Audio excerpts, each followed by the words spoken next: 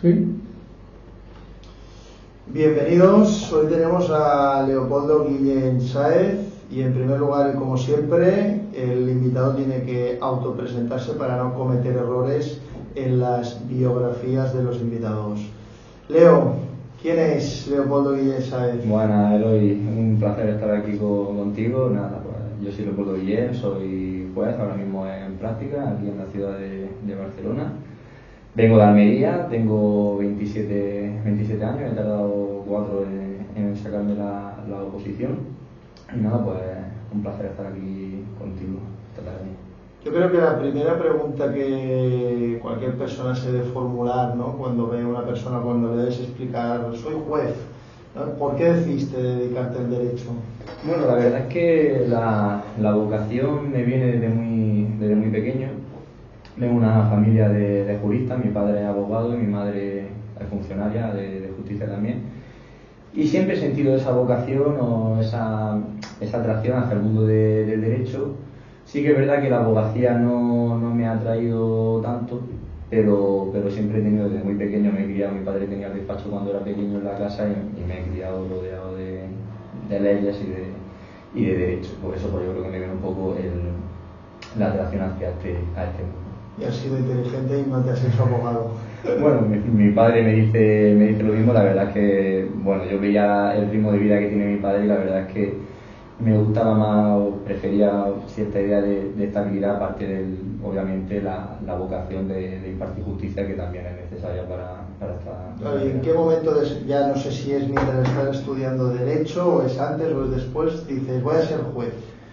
Yo la verdad es que he tenido siempre relativamente claro que quería ser juez. Siempre tienes vaivenes o, no sé, idas y venidas de lo policía, futbolista, ¿no? Futbolista no me hubiese importado, notario tampoco me hubiese importado, pero siempre he sentido esa atracción y, como digo antes, hacia el tema de la judicatura.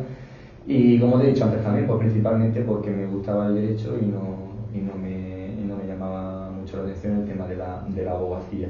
Siempre es una alternativa que tiene, obviamente, porque las oposiciones, pues no todo el mundo tiene a cierta parte la suerte de poder aprobarlas, y claro, que tu padre se dedique a la abogacía pues te da cierta seguridad en lo que es una alternativa a la hora de si no sale la oposición. Pero como te digo, desde muy pequeña, además mi familia también existía cierta intención, o se me inculcaba, por así decirlo, se me incitaba a que opositase porque me veían capacidad y bueno, pues la verdad es que no te sé decir un momento exacto. Como te decía también, pues tienes vaivenes, porque es una decisión que es muy difícil, invertir al final 5 o 6 años, 7, incluso más de tu vida completamente al estudio y la preparación de la oposición sin saber o sin tener una garantía plena de que la vas a poder aprobar, pues te lo tienes que pensar mucho, claro, no es una decisión que se tome de un día para otro. Pero bueno, ya cuando el último año de carrera, pues ya relativamente fui concretando más esa idea, fui a buscar preparador y todo esto, y me decidí. En ese momento ya empecé la preparación. Es como cuando lo vemos desde fuera, ¿no? Los que nunca hemos hecho una oposición, sacrificar tu juventud. A ver, no es fácil, desde luego. Yo los primeros meses de la oposición tengo que reconocerte que lo pasé muy mal, porque al final cada uno tenemos nuestra personalidad y hay gente que lleva un ritmo de vida más tranquilo o más tal, pero yo la verdad es que he de reconocer que soy una persona que me considero muy sociable, una persona a la que me gusta estar en contacto con la gente, y encerrarte en tu cuarto de la noche a la mañana porque es de un día para otro, puedes decir que no es duro. Al final también pues, pasan cosas en tu vida, la gente que te rodea, algunos entienden tu situación, otros no, y entienden, pues, sientes cierta sensación de que la gente pues, no te comprende y cierto sentimiento de soledad que acompaña al opositor, y al principio puedes reconocer que no es fácil. Luego te acostumbras, entras en una dinámica en la que el objetivo es aprobar, es estudiar cada día, y la verdad es que eso pasa un poco desapercibido, pero claro, también hay momentos duros durante la oposición.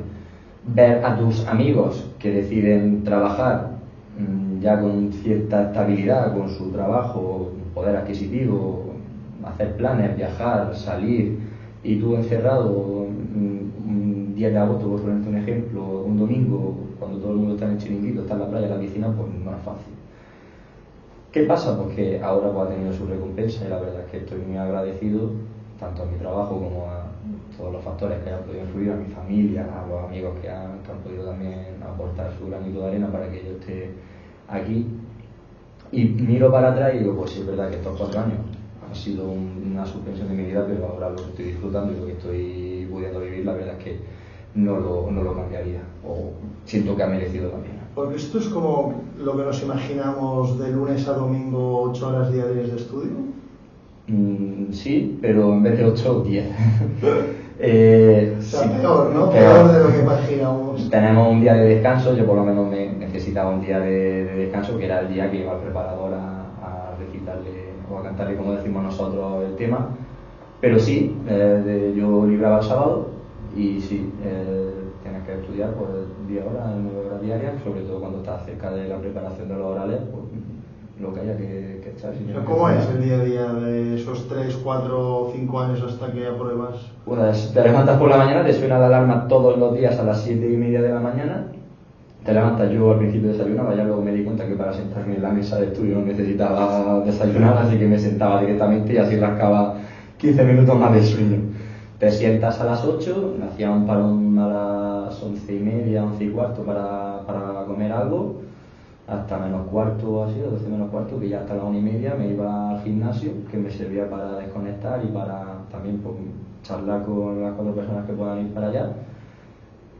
Todo esto te lo digo viviendo, mirando el reloj para no pasarte de hora, porque te tienes que ir del gimnasio a tal hora para que te dé tiempo a comer, para que te dé tiempo a descansar un poco para la jornada de la tarde, con el estrés que implica un día a día, mirando cada minuto y no pasarte y tal.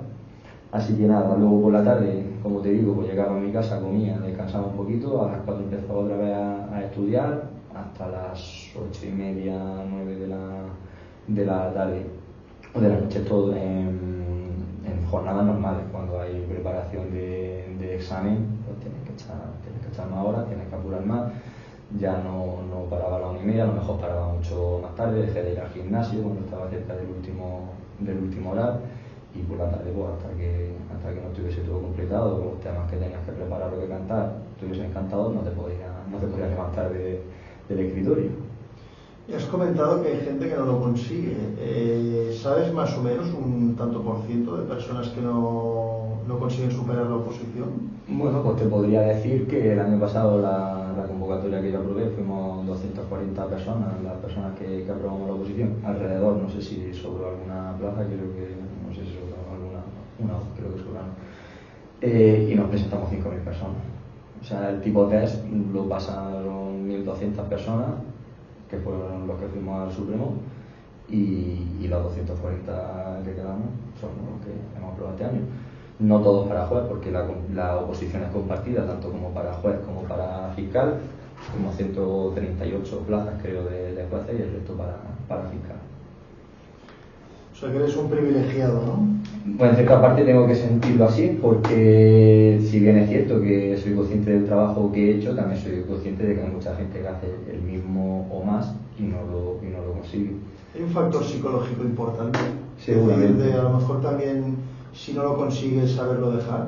Hay que ser muy valiente para tomar esa decisión. Yo el año anterior suspendí en el último examen y la verdad es que llevaba poco tiempo, pero para mí fue un golpe muy duro, te lo tengo que reconocer, porque te ves con la preparación suficiente como para pasar el examen y que te digan que no sin darte tampoco un motivo claro o que a ti te convenza.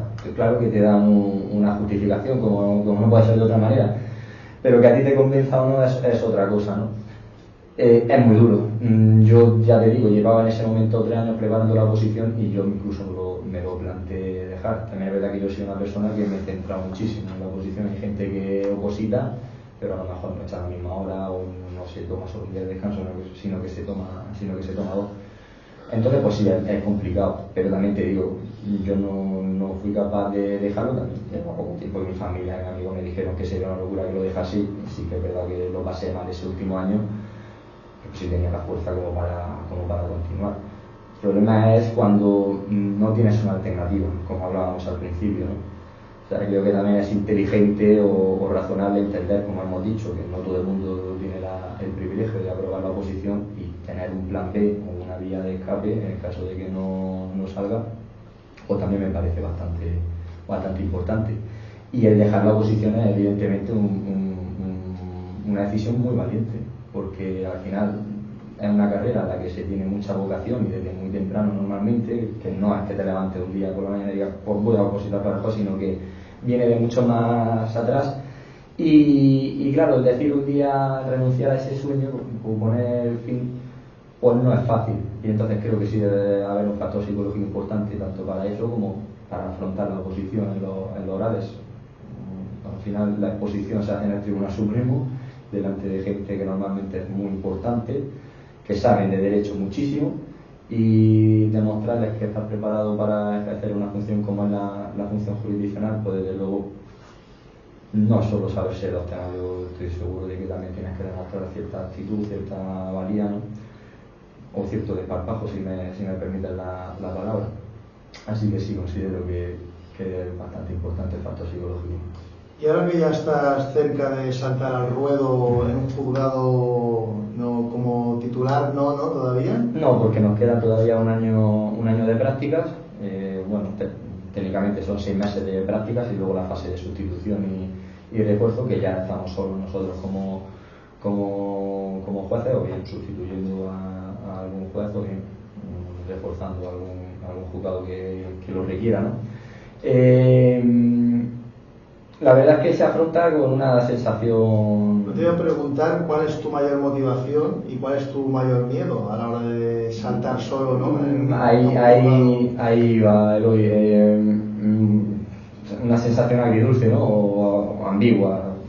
Por una parte ilusión, porque al final lo que quieres cuando preparas la oposición es evidentemente trabajar y ejercer, pero también con cierta cautela, no te voy a decir miedo, porque al final estamos aquí para eso.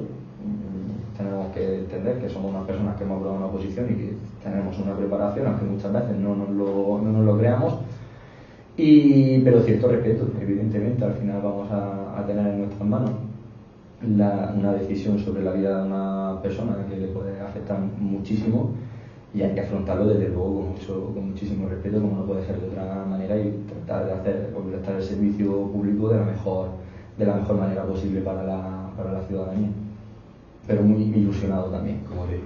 Antes de eso, ¿no? De saltar ya por primera vez en un juzgado solos, ya sin ayuda de los papás, la mayoría de, tanto tú como tus compañeros de promoción, ¿qué idea tenéis en general de la justicia en España? De la justicia en España, pues estamos, la verdad es que nosotros estamos muy contentos con la idea que tenemos, la preparación que recibimos en la escuela. Todo es mejorable, todo puede cambiarse de alguna manera, pero claro, nosotros tenemos la suerte de recibir a magistrados muy importantes y nos transmiten un compromiso. Cuando viene un magistrado del Tribunal Supremo y te habla y te transmite esa ilusión que tenemos nosotros, pues confía mucho en la justicia y en tus superiores, por así decirlo, ¿no? Y eso es lo que se debe transmitir también a la ciudadanía, una confianza plena de que somos personas que nos hemos preparado muchísimo, como hemos descrito al principio, que hemos hecho un sacrificio inmenso para estar aquí, y lo hemos hecho al final por una vocación de justicia, no es por otra cosa. Yo creo que a veces la sociedad en general, la percepción que puede tener sobre la judicatura, no tanto quizás sobre la fiscalía, tiene como una nota peyorativa, seguramente producto de algún caso concreto que se haya mediatizado, pero no son conscientes de la labor que hace un magistrado, sobre todo en instancia o instrucción, o en un penal o en una audiencia, la cantidad ingente de trabajo que tiene y los pocos recursos con los con los que cuenta. Yo creo que es una profesión que en general está como poco valorada, seguramente porque la gente desconoce la verdadera carga de trabajo que tiene un juez. Bueno, al final la gente en la tele ve la no renovación, por ejemplo, del Consejo General del Poder Judicial, y eso al final transmite una falta de confianza, ¿no? De qué pasa aquí, por qué no tal, o quiénes son estas personas. Y al final en la tele pues no se ve al juez de instrucción que está de guardia y se levanta a las 3 de la mañana para atender un habeas corpus o para el levantamiento de un cadáver. Y eso yo creo lo que habría que transmitir a la ciudadanía. La formación que recibimos en la escuela judicial es de compromiso absoluto con la justicia y con el ciudadano, desde luego, que reciba la mejor atención posible, la atención que se debe prestar a una causa con peso, dado que está en juego el derecho fundamental por detrás de la vida más importante, como es la libertad. Pero al final cada caso tiene su particularidad, y que no esté en juego este derecho no significa que, por ejemplo, en un caso relacionado con una herencia o un proceso de familia existan intereses a lo mejor igual importantes para esa persona que está en ese proceso. Y lo afrontamos con ese compromiso, con esa seriedad y con esa intención de ayudar al ciudadano, y eso es con lo que se debe de quedar, ¿no? Ya desde un punto de vista más personal, ¿te has decantado ya por alguna especialidad? La verdad es que siempre me ha llamado mucho la atención el penal. No me importaría, soy consciente de que al principio seguramente tener un juzgado mixto en el que tengan que atender tanto el civil como el penal, pero en un futuro me llamaría mucho la atención poder trabajar en el ámbito penal, porque es el aspecto o el ámbito en el que yo considero que más puedo cambiar la sociedad o intentar cambiarla para bien. Y la verdad es que otros compañeros piensan que es el civil en el que pueden prestar un mayor servicio a la sociedad, pero yo creo que el mayor cambio que yo puedo intentar aportar, o el que más me llama la atención, es en el ámbito penal. Muy bien. Dentro del mundo judicial y del mundo asociativo, desde la escuela, no sé si os explican en qué diferentes tipos de asociaciones hay, si vosotros tenéis interés, si lo seguís, si crees que es bueno que haya asociaciones judiciales. Me parece sano en función de la actividad que se lleve o que lleve a cabo la asociación, ¿no?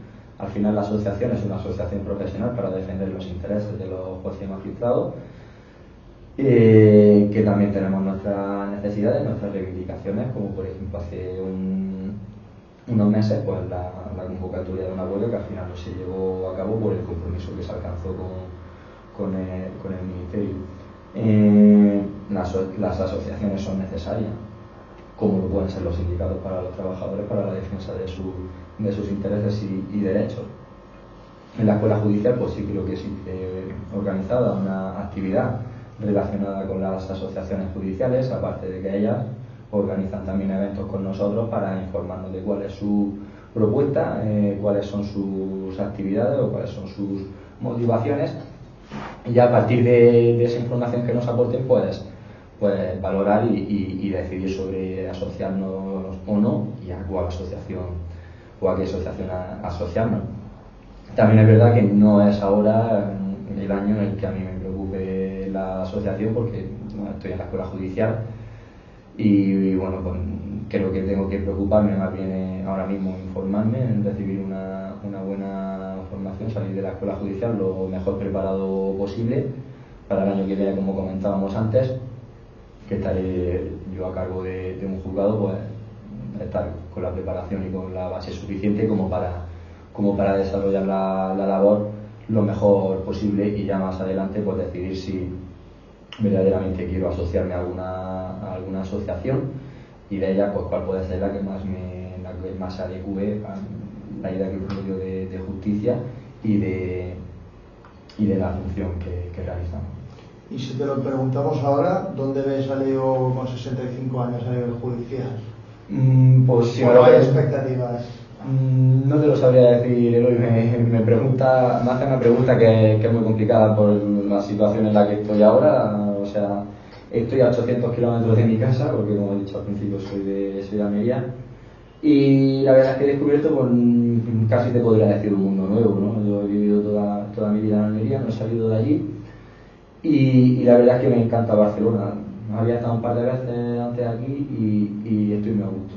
Vivo muy bien y no me importaría venirme aquí a vivir y a trabajar. El año que viene sí me voy a ir a Valencia a hacer las prácticas porque considero que también es una ciudad por la que me gustaría vivir, que la tengo relativamente cerca de casa también. Pero a nivel de primer destino y donde me pueda llevar la vida, pues influyen muchos factores que no están en mi mano y por eso no te sabría decir, pero una de las posibilidades que valoro puede ser venirme aquí a Barcelona a seguir ejerciendo. Otra posibilidad pues volver a mi tierra porque también estoy enamorado de ella y al final pues tengo a mi familia allí y a mis amigos más cercanos y también es una opción que valoraría. Pero la vida da muchas vueltas y la verdad es que no te sé decir lo que puede pasar. Dentro de la escuela judicial se comentan qué aspectos, no digo tanto desde un punto de vista institucional, que os inculquen, sino entre los compañeros de promoción, ¿qué se podría mejorar en la justicia española? Bueno, al final... que no sean los sueldos de los me has quitado entonces la pregunta. Bueno, la verdad es que hay cosas que se pueden mejorar, desde luego, y principalmente yo creo que son los medios de los que disponemos, ¿no? Y muchos de los ponentes, incluso la gente con la que nos encontramos en la escuela, pues nos advierten, ¿no? El primer destino en el que vais a estar va a ser un destino en el que vais a trabajar muchísimo, en el que no vais a disponer de los medios o de las herramientas que necesitáis para, por ejemplo, realizar la acusación a un menor, en el que existen métodos en juzgados de capitales de provincia, como es el sistema o la cámara GESEL, en la que se podría realizar una exploración al menor en un ambiente o en un contexto en el que fuese propicio para él y en el que los juzgados que vamos a estar en un primer destino pues no vamos a disponer. Vamos a estar también en unos juzgados en los que seguramente el personal de la Administración de Justicia sea o no sea todo lo numeroso que debería ser o como requeriría un juzgado, y ese es el principal miedo, el principal inconveniente que yo veo ahora mismo en la justicia, porque creo que hay mucha gente muy preparada, tanto jueces como letrados de la Administración de Justicia, como los propios funcionarios, así como los fiscales, evidentemente, que trabajamos al servicio de la Administración de Justicia, pero que nos encontramos con el hándicap o con la barrera de no poder utilizar todas las herramientas de las que deberíamos disponer para, ya te digo, poder ejercer la función jurisdiccional. Por ejemplo, en materia de violencia de género, no disponer de una sala aislada para que la mujer pueda llevar a cabo la declaración sin encontrarse con su presunto maltratador, o en materia de violencia sexual. Pues claro, son cuestiones que yo creo que en las que deberíamos de profundizar muchísimo más, y porque al final están en juego por los derechos y libertades de las personas, y eso es lo que yo creo que ahora mismo es el déficit de la Administración de Justicia. Siento decepcionante que aunque subas a tribunales superiores, el hecho de que no funcione una videoconferencia o no tengamos medios siguen subsistiendo incluso en capitales importantes. Nada, Leo, ronda final, una serie de preguntas concretas para que nos contestes relacionadas con el derecho penal. Venga, un libro sobre derecho penal que te haya gustado. Pues un libro sobre derecho penal, la verdad es que me voy a poner un poco teórico y nada, preparé la carrera con Mir Puig y la verdad es que me quedo con Hermanos de Mir Puig. Un clásico. ¿Una película, una serie penal o policíaca que recomiendes? Pues, o pueden ser las dos, película y serie. Yo que soy una persona así que me gustan los superhéroes, la verdad es que hace unos años cuando estaba firmando la oposición vi Gotham, que es sobre la ciudad de Gotham ambientada en el universo Batman, y la verdad es que me gustó bastante. Un juicio que te haya marcado, que hayas visto de estos que hayan salido por los medios de comunicación. Bueno, pues yo creo que el juicio del proceso no ha sido el juicio más mediático que hemos vivido en nuestro país, y la verdad es que creo que he dirigido de una manera muy acertada y pues me quedo con ese. Una anécdota personal que puedas contar, no de tu ejercicio como juez, sino de la escuela judicial. Y si no se pueden contar, no lo dejamos. No, por poderse contar se pueden contar muchas, pero la verdad es que no caigo en ninguna porque al final pues en la escuela judicial vamos, damos las clases y al final pues la vida la hacemos fuera, pero no hay problema. ¿Y si algún día te tenemos que buscar fuera de un juzgado, dónde te encontraríamos? ¿Aquí en Barcelona o...? Donde sea. Bueno, pues tomando una cervecita o en el gimnasio. Muy bien, pues Leo, muchas gracias. Yo creo que el podcast de hoy habrá servido para dos cuestiones fundamentales. Una, para que veáis que lo que os dice la escuela judicial de que no hay que hablar con abogados no es necesario, que os lo podéis omitir y que somos humanos también. Y por otro lado, yo creo que servirá de alguna forma pues también para humanizar un poco la figura de la judicatura y del juez y de ese llanero solitario, ¿no? Que muchas veces yo creo que es la imagen que os define. Muchas gracias por venir. A ti, Eloy, un saludo.